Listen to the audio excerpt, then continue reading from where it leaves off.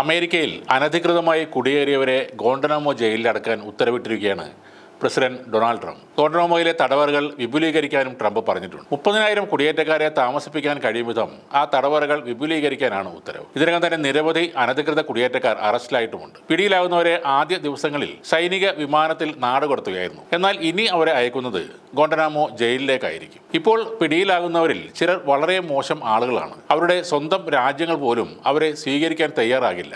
അതുകൊണ്ടാണ് ഗോണ്ടനാമോയിലേക്ക് അവരെ അയക്കുന്നതെന്നും ട്രംപ് പറയുന്നു. മനുഷ്യന്റെ ജീവന് പുല്ലുവില കൽപ്പിക്കുന്ന ഒരു സ്ഥലമാണ് ഗോണ്ടനാമോ ജയിൽ. ഈ ജയിലുമായി ബന്ധപ്പെട്ട കൂടുതൽ വിവരങ്ങൾ പുറത്തു വന്നിട്ടില്ല. ഇവിടെ തടവിൽ കഴിയുന്നവരുടെ പേരുവിവരങ്ങളോ കേസ് വിവരങ്ങളോ പുറത്തുവിടാനും അധികൃതർ തയ്യാറായിട്ടില്ല. 2002 ജനുവരി 11-നാണ് ഇവിടെ ജയിലുകൾ സ്ഥാപിക്കപ്പെട്ടത്. അഫ്ഗാനിസ്ഥാനിൽ നിന്നും വേൾഡ് ട്രേഡ് സെന്റർ ആക്രമണവുമായി ബന്ധപ്പെട്ടും പിടികൂടിയ താലിബാൻ അൽ-ഖ്വയ്ദ ഭീകരരെ അമേരിക്ക ചോദ്യം ചെയ്യാനായി എത്തിച്ചത് ഇവിടേക്കാണ്. പലപ്പോഴും പിടികൂടുന്ന ഭീകരരെയും മറ്റും അമേരിക്ക ഗോണ്ടനാമോ തടവറയിലേക്ക് മാറ്റിയെന്ന വാർത്തകൾ കേൾക്കുമ്പോൾ ഭൂരിഭാഗം ആളുകളും കരുതുന്നത് അമേരിക്കൻ മണ്ണിലുള്ള ഒരു പ്രദേശമാണ് ഗോണ്ടനാമോ എന്നാണ്. എന്നാൽ ക്രൂര പീഡനങ്ങൾക്കും മനുഷ്യാവകാശ ധ്വംസനങ്ങൾക്കും പേരുകേട്ട ഗോണ്ടനാമോ തടവറ സ്ഥിതി ചെയ്യുന്നത് ക്യൂബയിലാണ്. ക്യൂബയുടെ തെക്ക് കിഴക്കൻ അതിർത്തിയിലുള്ള ഗോണ്ടനാമോ ഉൾക്കടലിനോട് ചേർന്നുള്ള പ്രദേശത്ത് അമേരിക്ക പണി കഴിപ്പിച്ച ഒരു ജയിലാണ് ഗോണ്ടനാമോ ബേ തടവറ എന്നറിയപ്പെടുന്നത്. ക്യൂബയുടെ ഭാഗമായിരുന്ന പ്രദേശം പിന്നീട് എങ്ങനെയാണ് അമേരിക്കയുടെ തടവറയായി മാറിയതെന്നതിന് പിന്നിൽ ഒരു ചരിത്രവുമുണ്ട്. 1898 വരെ സ്പെയിനിന്റെ നിയന്ത്രണത്തിലായിരുന്നു ക്യൂബ.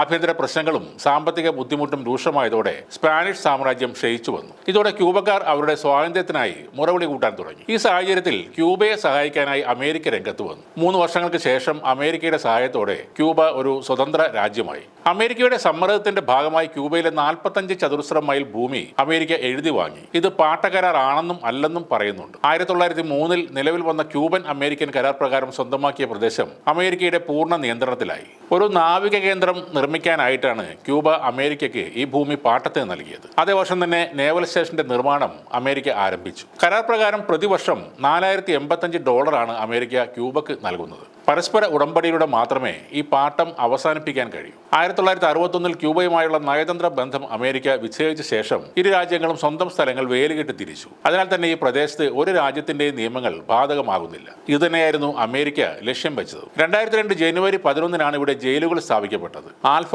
ബ്രാവോ, ഗോൾഫ് എന്നീ പേരുകളാണ് ഇവയ്ക്ക് നൽകിയത്. പിന്നീട് ക്യാമ്പ് ഡെൽറ്റ എന്ന ഒരു ക്യാമ്പ് കൂടി ഇവിടെ നിർമ്മിക്കപ്പെട്ടു. ഇവയൊന്നും ജയിലുകളായിരുന്നില്ല. പൈശാചികമായ പീഡനങ്ങൾ അരങ്ങേറിയിരുന്ന കോൺസെൻട്രേഷൻ ക്യാമ്പുകളായിരുന്നു. സിഐഎ പിടികൂടുന്നവരെ ഇവിടെ എത്തിച്ച് രഹസ്യമായി ചോദ്യം ചെയ്യുകയായിരുന്നു പ്രധാന ലക്ഷ്യം. പുറമേ നിന്ന് നോക്കിയാൽ വലിയ കെട്ടിടങ്ങളോ സൈനിക സുരക്ഷയോ കവചിത വാഹനങ്ങളോ ഗോണ്ടനാമോ ജയിലിന് പുറത്ത് കാണാനാകില്ല. ക്രൂരമായ പീഡനങ്ങൾ നടക്കുന്ന ക്യാമ്പുകളും തടവറകളും ഭൂമിക്കടിയിൽ നിർമ്മിച്ച അമേരിക്കൻ ബുദ്ധിയാണ് ഇതിന് കാരണം. ഭൂമിക്കടിയിൽ മാത്രം 117 ചതുരശ്ര കിലോമീറ്റർ വിസ്തീർണത്തിൽ തടവറകളും ക്യാമ്പുകളും പ്രവർത്തിക്കുന്നുണ്ട്. മർദ്ദനമായിരുന്നില്ല ഗോണ്ടനാമോയിലെ പീഡന രീതി. തടവുകാരെ ഉറങ്ങാൻ അനുവദിക്കാതിരിക്കുക, മുഖത്തേക്കും ശരീരത്തിലേക്കും തുടർച്ചയായി വെള്ളം ചീറ്റിക്കുക, കേൾവി ശക്തി തകർക്കുന്ന തരത്തിൽ ഉച്ചത്തിൽ പാട്ടുവെക്കുക, ശക്തമായ ലൈറ്റ് മുഖത്തേക്ക് അടിക്കുക, സഹിക്കാനാകാത്ത തണുപ്പിൽ പൂർണ്ണ നഗ്നരായി തറയിൽ കിടത്തുക, ശരിയായ രീതിയിൽ ഒന്ന് കിടക്കാനോ ഇരിക്കാനോ കഴിയാത്ത തരത്തിലുള്ള ഒരു ബോക്സിൽ പ്രവേശിപ്പിക്കുക എന്നിവ കൂടാതെ ക്രൂരമായ ലൈംഗിക പീഡനങ്ങൾ വേറെയും ഉണ്ടാകും. ഗോണ്ടനാമോയിൽ അരങ്ങേറുന്ന ക്രൂര പീഡനങ്ങൾ എങ്ങനെയെന്ന് ആർക്കും വ്യക്തമായി പറയാനായിട്ടില്ല ഇതുവരെ. തടവിൽ നിന്നും പുറത്തു വന്ന ചിലർ നടത്തിയ വെളിപ്പെടുത്തലുകൾ മാത്രമാണ്